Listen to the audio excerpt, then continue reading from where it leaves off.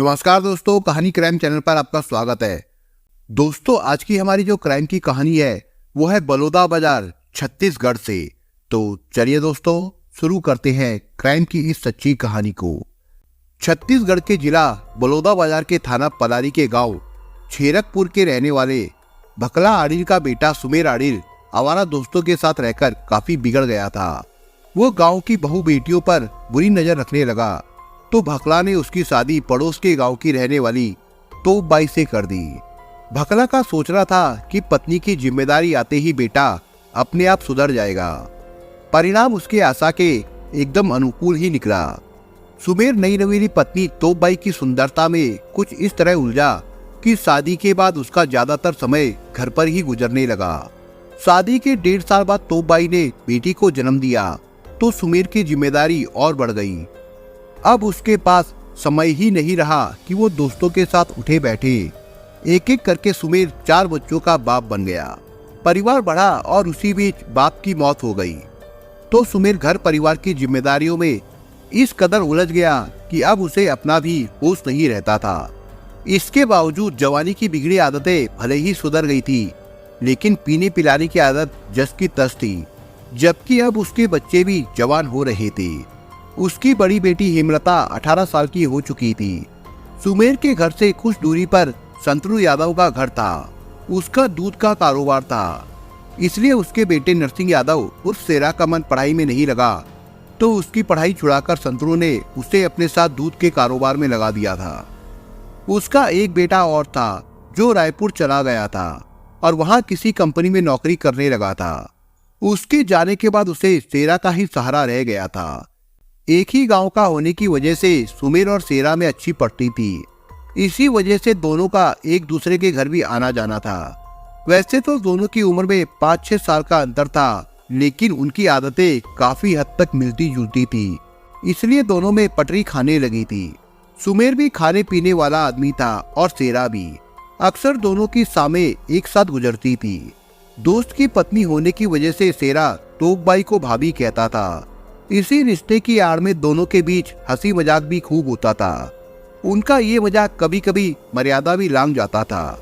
4 साल पहले की बात है, गर्मी के दिन थे। सेरा अपनी भैंसों को नहलाने के लिए रोजाना दोपहर को गांव के दक्षिण में जायसवाल आरा मिल से थोड़ी दूर स्थित ठाकुरिया तालाब पर ले जाता था। उस दिन सेरा ने अपनी भैंसों को पानी में उतारा ही था कि उसकी नजर तालाब के दूसरे घाट पर नहा रही तोप बाई पर पड़ी।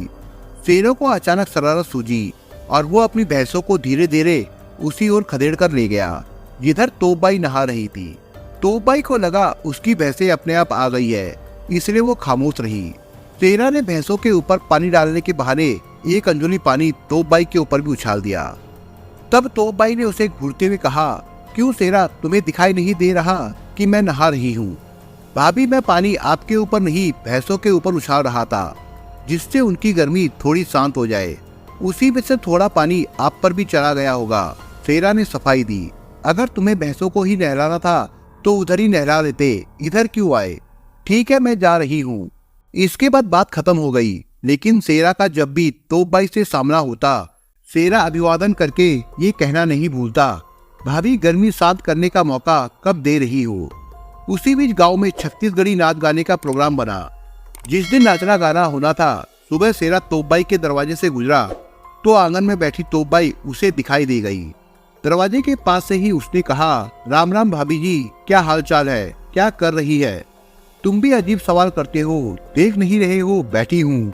वो तो देख रहा हूँ, मेरा मतलब कुछ और था, मैं तो गर्मी। सेरा की बात पूरी होती उसके पहले ही तोप बाई ने कहा, देवर जी, अभी तुम जाओ, रात में नाच देखने आऊंगी, वहीं मिलना। सेरा का वो दिन बड़ी मुश्किल से बीता। रात 10 बजे के बाद नाचना गाना शुरू हुआ तो तोप बाई ने सुमेर से कहा, चलो नाच देखने नहीं चलोगे क्या? तुझे देखने का बड़ा शौक है तो तू ही जा, अभी मेरा मन नहीं है। नाच पूरी रात चलेगी, मन होगा तो आ जाऊंगा। तोप बाई तो यही चाहती थी, इसलिए वो तुरंत घर से निकल गई। वो नाच देखने थोड़ी ही गई थी, वो तो सेरा से मिलने गई थी, इसलिए वहां पहुंचते ही सेरा को खोजने लगी। सेरा भी उसी को खोज रहा था, इसलिए उन्हें मिलने में देर नहीं लगी। मिलते ही सेरा उसे गांव के बाहर बने स्कूल में ले गया। प्रोग्राम पहले से ही तय था, इसलिए सेरा पहले ही वहाँ दरी बिछाकर आया था। दरी पर बैठते हुए तोप बाई ने कहा, सेरा मैं ज्यादा देर तक रुक नहीं सकती, इसलिए जो भी करना है जल्दी करो। अगर सुमेर नाच देखने आ गया तो मुझे वहाँ ना पाकर वो मुझ पर शक करेगा। वैसे भी वो बड़ा शक्की आदमी है। भाभी जी आप उसकी चिंता ना करो, मैं हूं ना, मैं सब संभाल लूंगा। आखिर मेरी उससे दोस्ती जो है। सेरा भी कहाँ समय गंवाना चाहता था, इसलिए उसने तोप बाई को बाहों में भर लिया।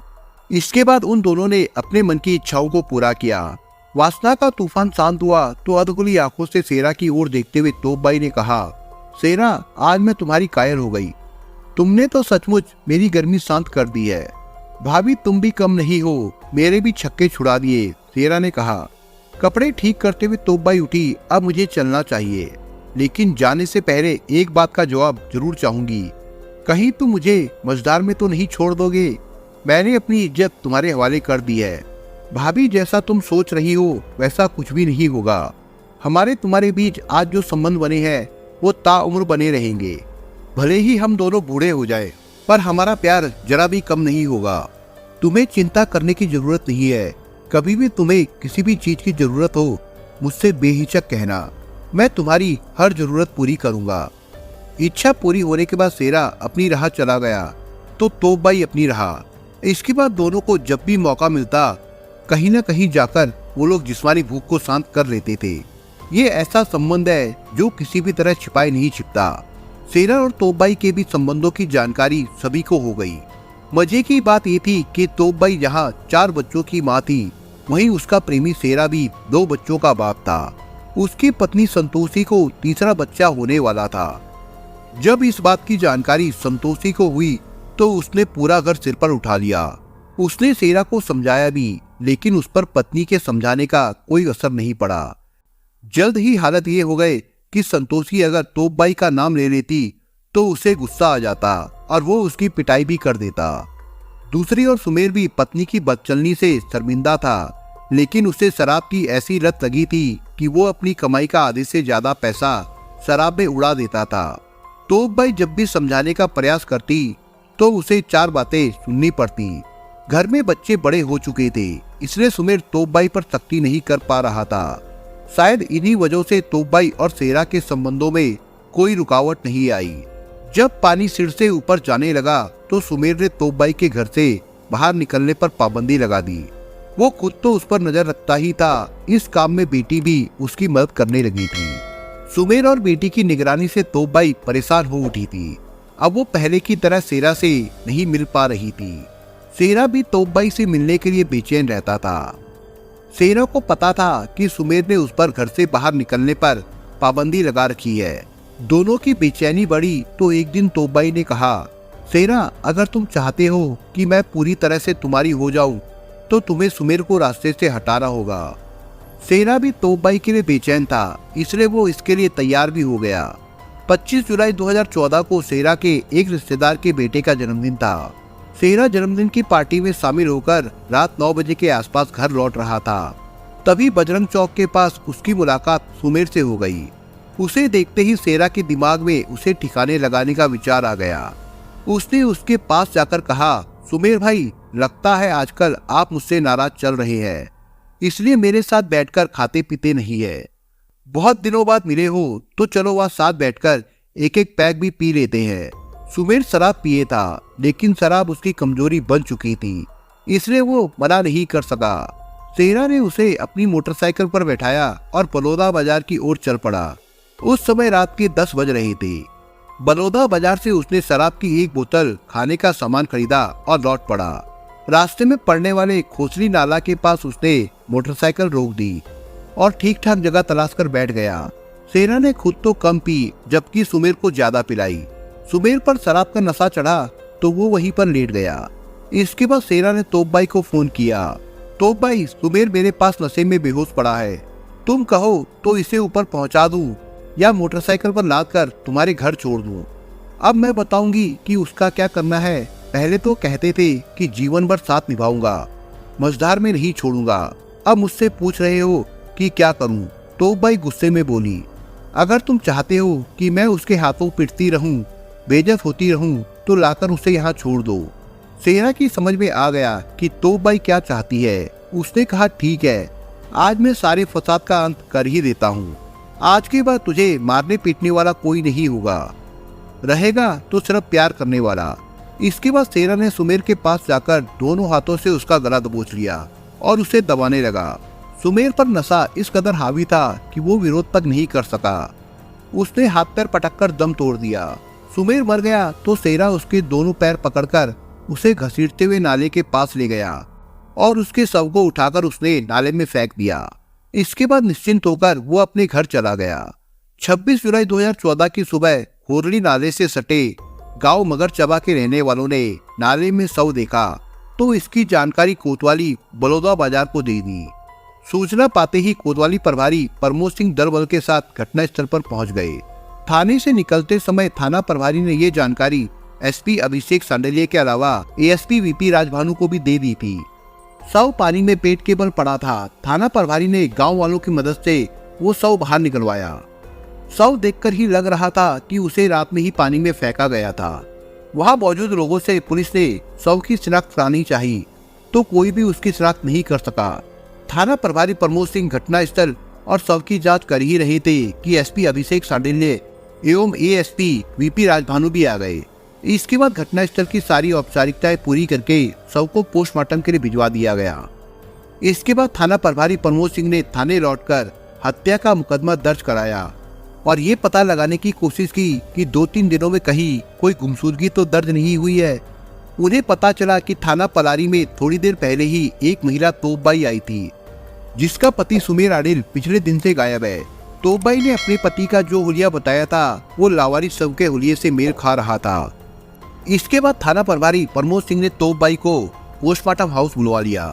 पोस्टमार्टम हाउस में तोपबाई को नाले में मिला शव दिखाया तो वो जोर जोर से रोने लगी। इससे साफ हो गया कि मृतक उसका पति सुमेर आडिल था। पोस्टमार्टम के बाद शव तोपबाई को सौंप दिया गया। थाना प्रभारी प्रमोद सिंह ने जांच शुरू की तो पता चला कि तोपबाई का गांव के ही सेरा यादव से अवैध संबंध था। इस बात को लेकर सुमेर आए दिन उसकी पिटाई करता रहता था। थाना प्रभारी प्रमोद सिंह ने तोपबाई और सेरा यादव को थाने बुलवा लिया। दोनों से अलग अलग सख्ती से पूछताछ की गई तो सुमेर की हत्या का सारा राज सामने आ गया। सेरा यादव ने स्वीकार कर लिया कि सुमेर की पत्नी तोपबाई के साथ पिछले कुछ सालों से उसके अवैध संबंध थे।